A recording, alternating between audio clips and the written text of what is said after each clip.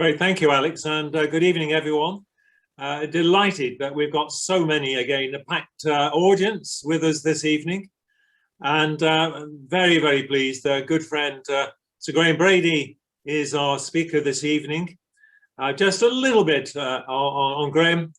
Prior to Parliament, he was in public relations, a consultant with Shenwick, and then at the CPS, and then Director of Public Affairs for the Waterfront Partnership. He elected to a Member of Parliament for Altrincham and Sale West. He was actually the youngest Conservative Member of Parliament, elected in 1997 at the age of 29. He was rated Backbencher of the Year in 2010 by The Spectator, and amongst his many roles, he has been Shadow Minister for Europe under 4 leaders, PPS to Michael Ancram in his role as party chairman. And I think if someone was to ask me to sum up Graham in no more than 3 words, I would say principled, respected, trusted. And those are all too rare qualities in public life, and the sort of qualities that makes it no surprise that he has been a really first-class chairman of the 1922 committee since 2010. His principles led him to resign, as some of you will remember, as Shadow Minister for Europe on the issue of David Cameron's opposition to grammar schools. And Graham has always been passionate about grammar schools, and on many occasions he's worked very closely with Conservative Voice when we were running the campaign for more grammar schools. He made the choice between a frontbench position and doing what was right for his constituents and the wider electorate. And he's always believed that grammar schools are the motor that drives social mobility. And finally, Graham, always courteous, always considered, and always consistent. Ladies and gentlemen, please welcome Sir Graham Brady. Thank you very much, Don. That's a very kind, generous introduction. I was going to say how nice it is to be with Conservative Voice, given those excellent times we've campaigned together through the years, especially on the grammar school and selective education issue. It always troubles me now when people introduce me and say that I was the youngest Conservative MP, but that was 24 years ago, which suddenly seems like a very long time.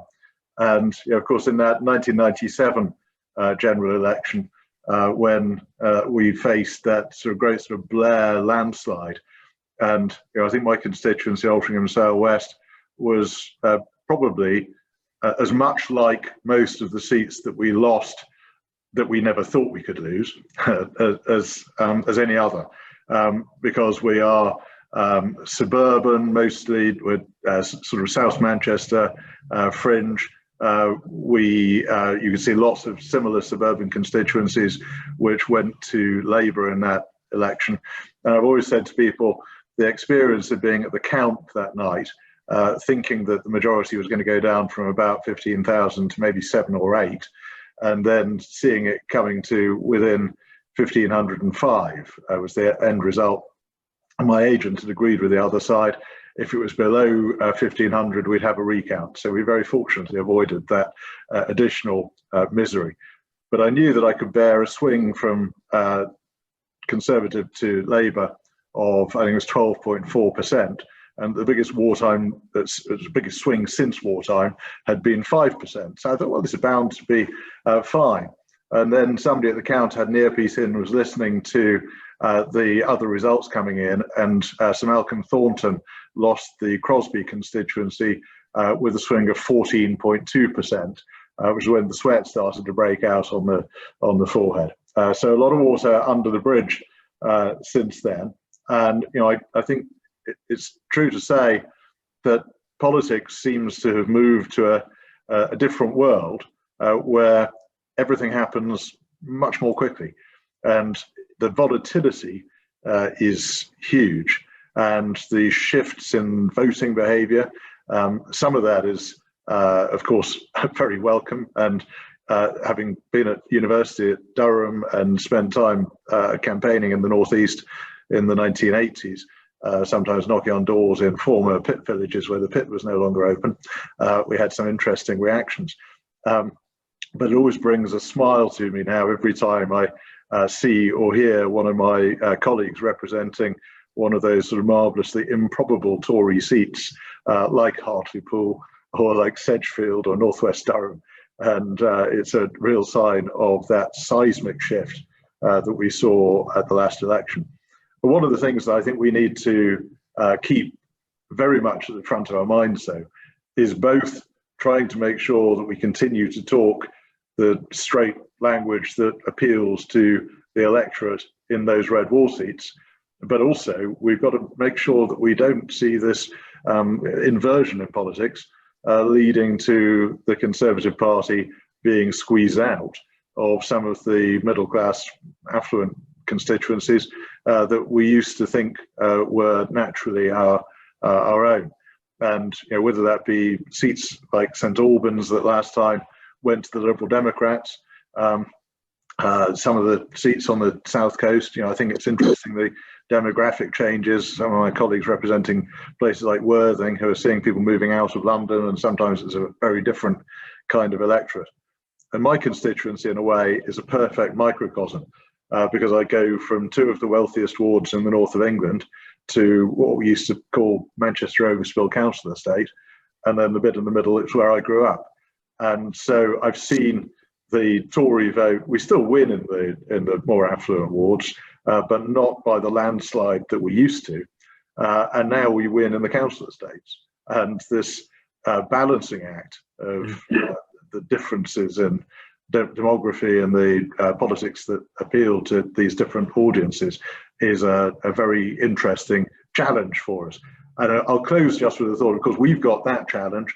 The Labour Party has got a kind of equal and opposite challenge, possibly greater, which is they're finding they can't communicate with their traditional heartlands at all.